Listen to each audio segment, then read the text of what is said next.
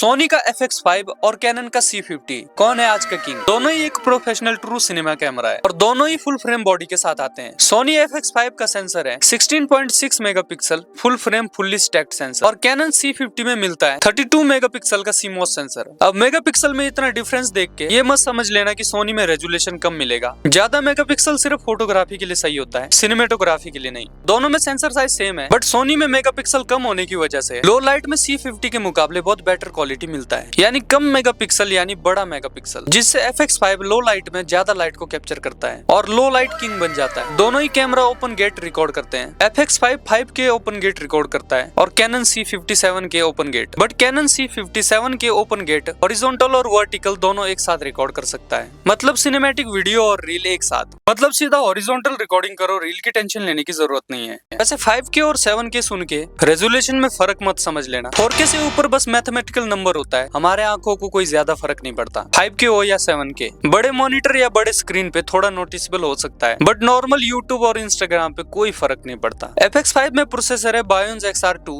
जो कि सोनी का लेटेस्ट प्रोसेसर है और C50 में लगा है Digix 7 प्रोसेसर। मतलब प्रोसेसर के मामले में C50 हल्का है क्योंकि ये कैनन का पुराना प्रोसेसर है। आज के टाइम पे Canon Digix X processor use करता है, यानी Digix 10 प्रोसेसर। यहाँ तक कि मेरे कैनन R10 में भी Digix X प्रोसेसर ही है। पता नहीं ऐसा कैनन ने क्यों किया है, बट किया है। FX5 में स्टेबलाइजेशन भी है और सोनी का स्टेबलाइजेशन गजब का है और C50 में स्टेबलाइजेशन मिसिंग है, बट प्रोफेशनल सिनेमेटोग्राफर के लिए स्टेबलाइजेशन उतना मैटर नहीं करता जितना एक बिगिनर के लिए करता है। FX5 एक ट्रू सिनेमा कैमरा है, उससे आप पिक्चर ले ही नहीं सकते, मतलब FX5 में पिक्चर लेने का ऑप्शन ही नहीं है। और वहीं दूसरी ओर C50 में 32 मेगापिक्सल का हाई रेजोल्यूशन पिक्चर ले सकते हो, बट सिर्फ इलेक्ट्रॉनिकल शटर में। मैकेनिकल शटर C50 में भी नहीं है। मैकेनिकल शटर नहीं होने की वजह से एक्शन फोटोग्राफी में रोलिंग शटर दिख सकता है। बात करें लेंस माउंट की, Canon C50 RF mount support करता है, यानी RF सीरीज के जितने भी लेंसेज है वो सारे आप कैनन C50 में लगा सकते हो, but third party lenses Canon ने पूरी तरह ब्लॉक किया है। और कुछ लोगों को लगेगा कि RF माउंट के लेंसेज मार्केट में अवेलेबल है थर्ड पार्टी,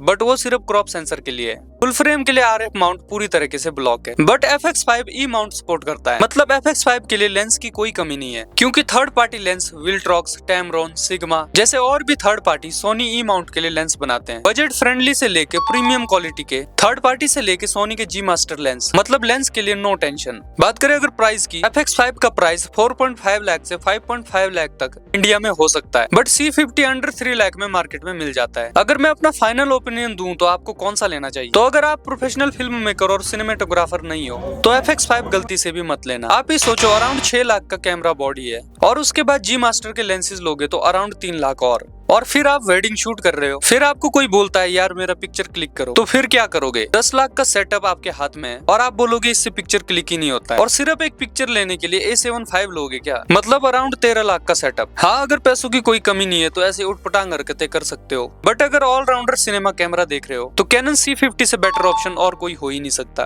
अंडर 5 लाख में सिनेमा कैमरा और विद RF लेंस लेके प्रोफेशनल सिनेमा शूट कर सकते हो। आपको एक कंपैरिजन वीडियो कैसा लगा? अगर आप चाहते हैं कैनन C50 और कैनन का newly launch camera cannon R6V का फुल कंपैरिजन वीडियो, तो कमेंट में बताओ। वीडियो पसंद आया तो लाइक करो, अपने सिनेमेटोग्राफर दोस्त को शेयर करो और ऐसी वीडियोस के लिए मुझे सब्सक्राइब जरूर कर लेना।